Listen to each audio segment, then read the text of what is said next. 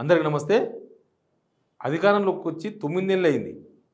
కానీ ఈ 9 నెలలకే ఎమ్మెల్యేలు గ్రామీణ ప్రాంతాల్లో తిరగలేని పరిస్థితి కనిపిస్తుంది. నిజానికి ఈ మధ్యకాలంలో చూడండి, ఈ ఎమ్మెల్యేలు ఎవరు ఊర్లోకి వస్తలేరు. కనీసం శంకుస్థాపన చేసే ఊర్లోకి వచ్చి శంకుస్థాపన కూడా చేస్తలేరు. చాలామంది ఎమ్మెల్యేలు ఉంటే హైదరాబాద్లో ఉంటున్నారు, లేకపోతే ఎక్కడనో ఆ నియోజకవర్గం హెడ్ క్వార్టర్లో ఉంటున్నారు. ఎవరైనా వాళ్ళ దగ్గరకు వస్తే కలుస్తున్నారు తప్ప వీళ్ళు మాత్రం పోతలేరు. ఎందుకు పోతలేరు అంటే వీళ్ళకి నో ఎంట్రీ ఊర్లకు. ఎందుకు నో ఎంట్రీ? ఏం చేసిన వీళ్ళు తప్పు చేసినంటే వీళ్ళేం తప్పు చేయలే, చేసిందంతా గవర్నమెంట్.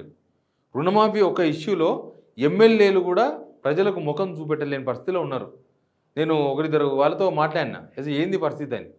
ఏంది అంటే మరి ఇక్కడ వీళ్ళేమో మొత్తం అయిపోయింది, రుణమాఫీ మొత్తం చేసేసినాం, అసలు రైతులు ఇంకా రుణమాఫీ గురించి ఎవరు అడుగుతలేరు, లేకపోతే ఉన్నకాడికి మేము అయిపోయింది అన్నోళ్ళు మళ్ళీ ఇప్పుడు మళ్ళీ ఉంది, మీరు డబ్బులు కట్టాలి మేము మళ్ళీ చేస్తాం. ఇవన్నీ రుణమాఫీ విషయంలో ప్రభుత్వం అయిపోయింది, ఆ ఎడ్జ్ దాటిపోయింది, ఆ ట్రైన్ రైల్వే స్టేషన్ దాటిపోయింది అంటారు. అట్లా రుణమాఫీ విషయంలో రైతుల్లో నమ్మకం కోల్పోయింది. ఇప్పుడు చాలామంది రైతులు అగ్రికల్చర్ ఆఫీసుల చుట్టూ తిరిగిన వాళ్ళు, లేకపోతే రిజిస్ట్రేషన్ ఇది బ్యాంకుల చుట్టూ తిరిగిన వాళ్ళందరూ ఇప్పుడు ఎవరైనా మా ఊరికి వస్తే మాట్లాడదామని చూస్తున్నారు. కానీ రైతులేమో ఎమ్మెల్యేలేమో ఊర్లోకి పోతలేరు. పోయినా ఒకరిద్దరు అటు ఇటు పోయేటప్పుడు కలిసినా కూడా ఏదో కార్యకర్తను పిలుచుకొని ఆయనతో మామ అనిపించుకొని వెళ్ళిపోతున్నారు ఆ రోడ్డు నుంచి రోడ్డు వీకే.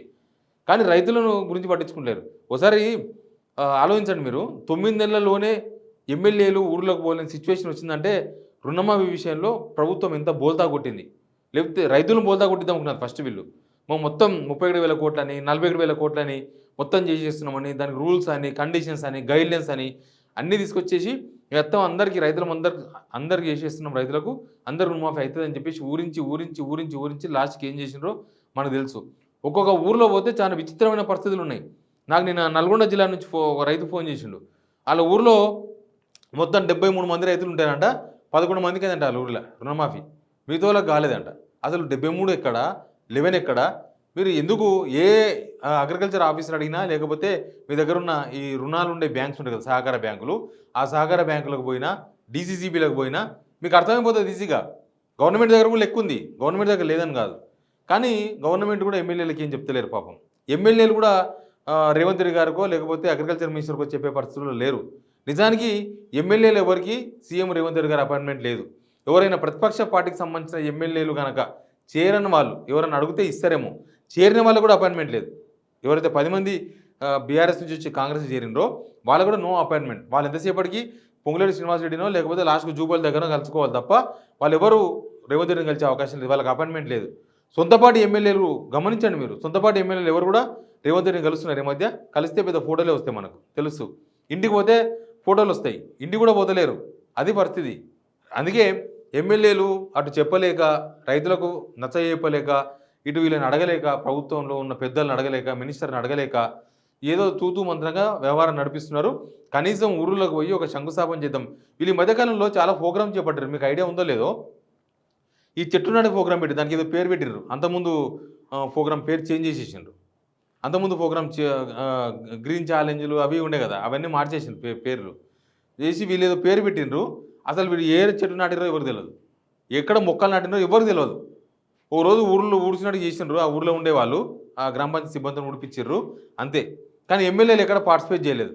మామూలుగా అయితే ఎమ్మెల్యేలు కొత్తగా గెలిచిన ఎమ్మెల్యేలు ఎంత రచ్చ ఉండాలి, కళ్యాణ లక్ష్మి చెక్కులు పంచుకుంటా, తర్వాత ఊర్లోకి పోయి కొత్తగా గెలిచిన జోష్ ఉంటుంది కదా, కొత్తగా గెలిచిన జనాల్లో ఉండాలి అనేది ఉంటుంది ఎవరికైనా కూడా.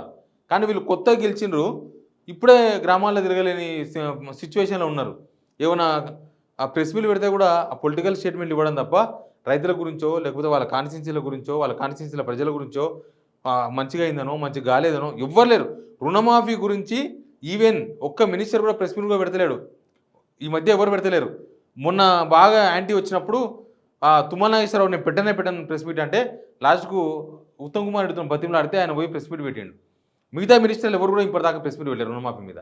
ఎమ్మెల్యేలు కూడా మా కాన్స్టిట్యున్సీలో ఇంతమంది ఉన్నారు, 1000 మంది రైతులు ఉన్నారు, మా దగ్గర 900 మందికి అయింది. 50% అబో కనుక అయ్యింటే ఖచ్చితంగా ఎమ్మెల్యేలంతా ఊరూరా వచ్చి పండుగ చేస్తున్నారు. ఫస్ట్ 3 విడతలు చేశారు కదా, ఫస్ట్ విడత మాత్రం పాలాభిషేకాలు చేసినారు. ఎందుకు చేశారంటే అప్పుడు రైతులకు తెలియదు కదా పాపం వీళ్ళు చెప్పిన దాన్ని బట్టి అందరికి అవుతుంది కదా అనుకున్నారు వాళ్ళు కూడా వీళ్ళు చేసిన హడావిడి చూసి. సెకండ్కి వచ్చే వరకు కొద్దిగా సీన్ అర్థమైంది. మూడోసారి ఆగస్టు 15కి వచ్చే వరకు మొత్తం బండారం అంతా బట్టబయలైంది. మొత్తం రోడ్డు మీద పడేది, పొట్టగించుకుంటే పేగులు కాళ్ళ మీద పడ్డట్టు అయిపోయింది వీళ్ళ పరిస్థితి. అందుకే ఎమ్మెల్యేలు ఎవరు కూడా కాన్స్టిట్యున్సీలకు వస్తలేరు. కనీసం రుణమాఫీ ఒకటి పెట్టుకొని మిగతా పనుల్లో కూడా రాలేని పరిస్థితి. మిగతా పనులు శంకుస్థాపనలు చేయడమో, ఏమైనా ప్రారంభోత్సవాలు చేయడమో, నేను చెప్పినట్టు కళ్యాణలక్ష్మి చెక్కులకో, పెళ్లిళ్ళకో, సావులకో కూడా రాలేని పరిస్థితి ఎమ్మెల్యేలు భయపడుతున్నారు. ఏమవుతుందో రైతుల విషయంలో ఎట్లుంటుంది అంటే చాలా సెన్సిటివ్ ఇష్యూ. ఓ మాట అన్నా ప్రాబ్లమే, వాళ్ళు ఒక మాట అన్నా మనం పడలేము. ఇట్లాంటి పరిస్థితుల్లో ఎమ్మెల్యేలు ఉన్నారు. అందుకే ఎమ్మెల్యేలు అంతా గప్చుప్, అసలు ఏం మాట్లాడతలేరు. అసలు వాళ్ళు ఎవరికి చెప్పుకోలేరు వాళ్ళ బాధను. రైతుల బాధ మాత్రం ఎవరు పట్టించుకుంటలేరు. ఎనీవే అధికార పార్టీ ఎమ్మెల్యేలు 9 నెలలకే గ్రామీణ ప్రాంతాల్లో తిరగలేని పరిస్థితి రావడం అనేది కొంత ఇది చెప్పుకోదగ్గది అనిపించింది. అసలు ఊర్లకు పోలింగ్ సిచ్యువేషన్ ఇప్పుడే ఇట్లా ఉంటే ముందు రేపు లోకల్ బాడీ ఎలక్షన్స్ వస్తాయి, ఏం చేస్తారు?